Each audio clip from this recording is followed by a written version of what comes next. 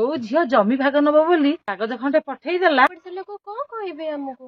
ପ୍ରଥମାଷ୍ଟମୀରେ dress ଖଣ୍ଡେ ପିନ୍ଧିକି ଦାଣ୍ଡକୁ ବାହାରି ଯାଇ ତ ଗୋଟେ ନା ଆମର ସେ ଗୋଟେ ବୋଲି ଭଣଜା ବୋଉ ବୋଉ ଟିକେ ଶୁଣନ୍ତୁ। ଆଲୋ କଣ କହୁଛୁ? ଆଲୋ କହୁନୁ। ବୋଉ ଏଇ ପ୍ରଥମାଷ୍ଟମୀରେ ନାନୀଙ୍କ ଘରକୁ ଭଣଜାଙ୍କ ପାଇଁ ଡ୍ରେସ ଯିବନି କି? ଆଲୋ ଯୋଉ ଝିଅ ଜମି ଭାଗ ନବ ବୋଲି ତା ସୁଖ କଥା ଭାବି କାଗଜ ଖଣ୍ଡେ ପଠେଇଦେଲା, ତୁ ତାରି କଥା କହୁଛୁ? ନାନୀ ଆମଠୁ ଜମି ଭାଗ ନେବା ପାଇଁ କାଗଜ ପଠେଇ ପାରନ୍ତି। ହଁ ସେଇଟା ଠିକ କଥା, ତାଙ୍କର ପୁଅ ବୋହୂ ହେଲେଣି, ସିଏ ତାଙ୍କର କଣ ଭାବିଥିବେ ସେଥିପାଇଁ ପଠେଇଥିବେ। ହେଲେ ଆମ ଭଣଜା ତ ଗୋଟେ ନା, ଆମର ସେ ଗୋଟେ ବୋଲି ଭଣଜାଙ୍କର ଦୋଷ କଣ? ଆମେ କଣ ପାଇଁ ପ୍ରଥମାଷ୍ଟମୀ ବନ୍ଦ କରିବା?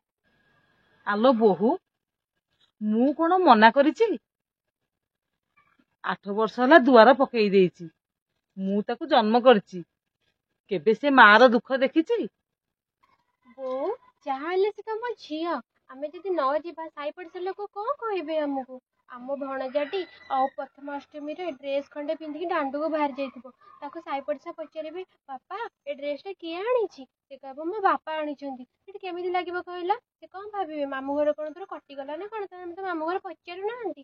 ଆମକୁ ସେଠି କେତେ ଖରାପ ଲାଗିବ, ବନ୍ଧୁ କଟି ହିଁ ଯିବ ସେଠି। ରହ ବୋଉ, ତୁ ବହୁତ କଥା କହିଗଲୁ, ମୁଁ ଶୁଣିଗଲି। ମୁଁ ତାକୁ 10 ମାସ ଜନ୍ମ କରି ଛୋଟରୁ ବଡ କରିଥିଲି। ମୁଁ ମେଡିକାଲରେ ପଇଲି, ସେ ଦିନେ ଦେଖିବାକୁ ଆସିଛି, ଦିନେ ଫୋନ କରିଛି, ଦିନେ ମା କଥା ଭାବିଛି। ଆଉ ସୂର୍ଯ୍ୟା ବାପ ଧିଅ ଖରାପ ହେଲା, ବାପ କେତେ କଷ୍ଟ ପାଇଲା, ଦିନେ ସିଏ ଆସିନି। ଆଲୋ ସେଇ ବାପ ତା ପାଇଁ କଣ ନ କରୁଥିଲା? ପେଟରେ ଓଦା କନା ପକେଇ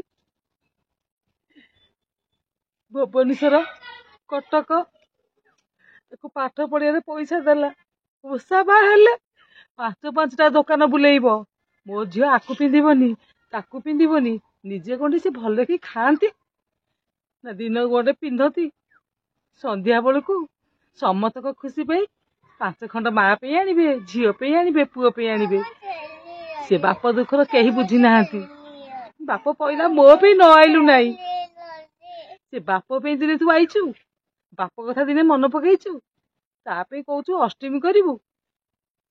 ମୁଁ ଶାନ୍ତି ନୁହଁ। ବୋଉ ପଛ କଥାକୁ ଆଉ ମନେ ପକାଅନି। ଶୁଣ, ତାଙ୍କ ଉପରେ ରାଗ ଆମ ଭଣଜା ଉପରେ ସୁଝେଇଲେ ଭଲ ଲାଗିବ କି? ପ୍ରଥମାଷ୍ଟମୀଟା କେତେ ବଡ ପର୍ବଟା, ତମେ ସାଇ ପଡିଶା କଣ ଲାଗିବ କହିଲ? ମତେ ଜମା ଭଲ ଲାଗୁନି। ତମେ ରାଗନି, ମନ ଦୁଃଖ କରନି। ଶୁଣୁ, ସେ ବାପ ମାଙ୍କୁ ମାରି ଦେଇଛି, ବାପ ମାଙ୍କୁ କେବେ ରଖିନି। ଭାଇ ଭାଉଜଙ୍କର ମୁହଁ ରଖିଛି। ଯୋଉ ଭାଇ 4 ବ୍ୟାଗ ଲେଖା ନଉଥିଲା, ସେ ଭାଇ ଦିନେ ଯିବାକୁ ଇଚ୍ଛା କରୁନି। ବୋଉ ତମେ ମୁଁ ତାଙ୍କ କଥା ବୁଝିବି, ତମେ ଖାଲି ଟିକେ ମନିଯାଅ, ବୁଝିଯାଅ। ଆଲୋ ନେଉଟିଆ ପଟାଳି କାଟିକି ଖାଆନ୍ତି, ମୂଳରୁ କାଟିକି ଖାଆନ୍ତିନି। ମୁଁ ତ ଓପାଡ଼ି ଦେଲେ କହିଲା ଯିବ। ଭାଇ ତ ତୁ ଦୁଃଖ ସୁଖରେ ସାଥି ହେଇଥାନ୍ତା, ତୋ ଦୁଆର ମୁହଁରେ ଠିଆ ହେଇଥାନ୍ତା, ଆମେ କେତେ ଦିନ ବଞ୍ଚିବୁ? ତୁ ଭାଇଠୁ ସମ୍ପତ୍ତି ନବୁ ବୋଲି ସବୁବେଳେ ଅଧା ଭାମ କହୁଛୁ, ଅଧା ନେବି। ତୋତେ ଖରାପ ଲାଗୁନି? ତୁ ଦାଣ୍ଡରେ ମୁଣ୍ଡ ଲାଗି ଚାଲି ପାରୁନି। ବୋଉ ରାଗନି, ଟିକେ ଶୁଣ ପ୍ଲିଜ ପ୍ଲିଜ। ବୋଉ ରାଗନି, ଆମେ ସାଙ୍ଗ ହେଇ ତମର ମୋର ଯିବା। ବୋଉ ଆଲୋ ତୁ ତ ଫେରେ ଗୋଟେ କାହାର ଝିଅ ହେଇଥିଲୁ, ତୁ କଣ ତୋ ଭାଇଠୁ ଭାଗ ଆଣିଛୁ? ତୋ ଭାଇ ତ ଫେରେ ଆସିକି ଓଷା ବାହାରେ ଠିଆ ହଉଛନ୍ତି, କେତେ ଖୁସି ବାସେ ଚଳୁଛ। ତୋ ଭାଇ କଣ କଲା? କଣ ତ ନଣନ୍ଦ କଲା? ମୁଁ କ୍ଷମା କରିବି ଯେ, ହେଲେ ବାପ ମାଆକୁ ଟିକେ ଜନ୍ମ କରିଥିଲୁ ଆମେ, ଓଷା ବାହାକୁ ଯେ ପଚାରିଥାନ୍ତା, ସେତେବେଳେ ସେ ପଚାରିଛି? ବୋଉ ଯାହାହେଲେ ମୋ ସାନ ଭଉଣୀ ପରି, ମୁଁ କଣ ତାଙ୍କ ରାଗି ପାରିବି? ଛାଡ, ପଛ କଥାକୁ ଭୁଲିଯିବା। ମୁଁ ତାଙ୍କୁ ବୁଝେଇଦେବି, ତମ ପୁଅ ଦାୟିତ୍ୱ ମୋର। ହଉ ହେଲା, ମୁଁ ତୋ ଉପରେ ସନ୍ତୁଷ୍ଟ। ଦେଖେ ତୋ ଭଣଜା ଭାଣିଜୀ ପାଇଁ କର, ମୋ ମନ ଦୁଃଖ ନାହିଁ। ଭଣଜା ପାଇଁ ନେ, ତୁ ଯା। କିନ୍ତୁ ମୋ ଝିଅ ଉପରେ କାହିଁକି ମନ ଦୁଃଖ? ନା ଆମେ 8 ବର୍ଷ ହେଲେଇ, ତୁ ସମ୍ପତ୍ତି ବାଡ଼ି ତ ଯାହା ନବୁ ନବୁ, ଆମେ ମେଡିକାଲରେ ପଇଲୁ, ବାପକୁ ଟିକେ ଅନେଇଲୁନି, ମତେ ଟିକେ ଅନେଇଲୁନି, ସେଥିପାଇଁ ମନ ଦୁଃଖ। ସେ କଣ ପରିସ୍ଥିତି ପଡି ଏମିତି ହେଇଥିଲେ? ସେ ସେମିତି ନୁହେଁ, ସେ ଗୋଟେ ମା। ଆଲୋ ତୁ କଣ ବେଶୀ ଜାଣିଛୁ? ମୋ ଝିଅକୁ ମୁଁ ବେଶୀ ଜାଣିଛି, ମୁଁ ଜନ୍ମ କରିଛି ଟି। ମୁଁ କଣ ତାକୁ ଜାଣିନି? ସେ ବହୁତ ଭଲ। ତୁ ଶାଶୁ ଶ୍ୱଶୁର ବୁଦ୍ଧିରେ ପଡି ଜମି ସମ୍ପତ୍ତି ନବ ବୋଲି କହିଲା, ତା ବୁଦ୍ଧିରେ ସେ ଏମିତି କରିନି। ତୁ ଭାବୁଛୁ କଣ ତା ବୁଦ୍ଧିରେ କରିଛି? ତାହେଲେ ମୁଁ ଯିବି ତ? ତୁ ଯା ଯା, ମୁଁ ଯିବିନି। ମୁଁ ତାପରେ ଅଭିମାନ କରିଛି, ମୁଁ କେବେ ଯିବିନି। ତୁ ଯିବୁ, ପୁଅକୁ ନେଇକି ଯା। କିନ୍ତୁ ଯେତେବେଳେ ମୋ ଝିଅ ମୋ ପାଖକୁ 8 ବର୍ଷ ହେଲା ମୋ ଦୁଆରକୁ ଆସିନି, ଯେତେବେଳେ ମୋ ଦୁଆରକୁ ଆସିବ ମୁଁ ତା ସାଥିରେ ତା ଶାଶୁ ଘରକୁ ଯିବି। ତାପରେ ତା ବାପକୁ ଭୁଲ ମାଗିବ, ବଡ ଭାଇ କି ଭୁଲ ମାଗିବ, ତାପରେ ମୁଁ ତା ଦୁଆରକୁ ଯିବି। କେବେ ମୁଁ ଯିବିନି। ଯାହାହେଲେ ସାନ ଭାଇକି ଭୁଲ ମାଗିବ ନା ନାଇଁ। ଯାହାହେଲେ ଶାଶୁଘର ଝିଅ ସିଏ, ତାଙ୍କୁ କଷ୍ଟ ଲାଗିବ। ତମେ ମନି ଯାଅ। ମୁଁ ତାକୁ କଣ ସମ୍ପତ୍ତି ବାଡି କୋଉନ ଦବାର ଅଭାବ କରୁଛି। 8 ଭରି ସୁନା ଦେଲି, ବାହାଘରକୁ 5 ଲକ୍ଷ ଟଙ୍କା ଖର୍ଚ୍ଚ କଲି, ତାକୁ ମୁଁ ସବୁଥିରେ ଦେଇଛି ନା, କୋଉଥିରେ ଅବହେଳା କରିଛି।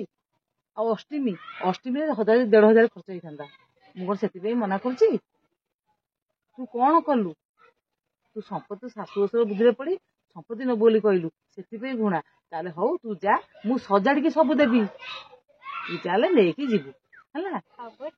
ତୁ ନେଇକି ଯିବୁ, କିନ୍ତୁ ମୁଁ ତାପରେ ଅଭିମାନ କରିଛି, ଯୋଉଦିନ ସିଏ ଆସିବ ମୁଁ ତାକୁ ସବୁ ଦେବି, ତା ଶାଶୁଘରେ ନେଇ ଛାଡିକି ଆସିବି। ମୁଁ ସଜାଡି ଦେବି, ସବୁ ଝିଅ ଘରକୁ ନେଇକି ଯିବୁ ହେଲା। ମନ ଖୁସି ତ ଏଥରକ। ଜୟ ଜଗନ୍ନାଥ। ଠାକୁର ସମସ୍ତଙ୍କୁ ଭଲରେ ରଖନ୍ତୁ। ଭିଡିଓଟା କେମିତି ଲାଗିଲା ଟିକେ ହସି ଦିଅ ଆଉ କମେଣ୍ଟ ଦିଅ। କମେଣ୍ଟ ଦେଖିଲେ ଜାଣିପାରିବୁ ଆମ ପିଲାଙ୍କୁ କେମିତି ଲାଗୁଛି। ବହୁତ ପରିଶ୍ରମ କରୁଛୁ, ଶାଶୁ ବୋହୂ କରିଛୁ। ମାମା କହ। ଯୋଉ ଝିଅ ମାନେ ଶାଶୁଘର ବାହା ହେଇଗଲା ପରେ, ଶାଶୁଘରର ହେଇଗଲା ପରେ ସବୁ କିଛି ଶାଶୁଘର ପାଇଁ ଚିନ୍ତା କରୁଛନ୍ତି, ଟିକେ ବାପଘର କଥା ଭାବୁନାହାନ୍ତି। ଭାଇ ବାପା ମା କିଛି ଦୁଃଖ ଶୁଣୁନାହାନ୍ତି। ଜମି ଭାଗ ପାଇଁ ଜିଦ୍ଦି କରୁଛନ୍ତି। ଜମି ଭାଗ ଆଣି କଣ କରିବା ଆମେ? ଆମର ଯଦି ଭାଗ୍ୟରେ ଅଛି ଆମେ କେତେ କଣ ଅର୍ଜିବା। ଆଉ କାହାଠୁ ଜମି ଭାଗ ନେଇ ଆସିବା, କାହାଠୁ ଜୋର ଜବରଦସ୍ତି ଆଣି ଆସିବା ଆମ ପାଖରେ ରହିବନି କ୍ଷଣକ ସମୟ ପାଇଁ। ଆଉ ଆମେ ଯଦି ପର୍ବପର୍ବାଣି ଯଦି ବାପା ଭାଇ ଯଦି ନ ଆସିବେ, ଜମି ଭାଗ ଦେଇଦେଲେ ତାଙ୍କର ଗୋଟେ ରାଗ ହେଇଯାଏ, ଅଭିମାନ ହେଇଯାଏ, ସେ ଆଉ ଆସନ୍ତିନି। ଭାଇର ମୂଲ୍ୟ କେହି ବୁଝୁନାହାନ୍ତି। ଆଉ ଯୋଉ ପର୍ବପର୍ବାଣି ବି ଆସିବେନି, ଆମକୁ ଭଲ ଲାଗିବନି। ଆମର ଆଣ୍ଟପଣ ହିଁ ଶାଶୁଘରେ ଥାଏ, ଭାଇ ବାପା ଭାଇ ଆସିଲେ ସେଇଟା ଭଲ ନୁହେଁ। ଆମେ ଜମି ଭାଗ ନ ଆଣି ସାରା ଜୀବନ ପାଇଁ ଶାଗ ପଖାଳକୁ ବାପ ଘରୁ ଆଶା କରିବାଟା ଠିକ।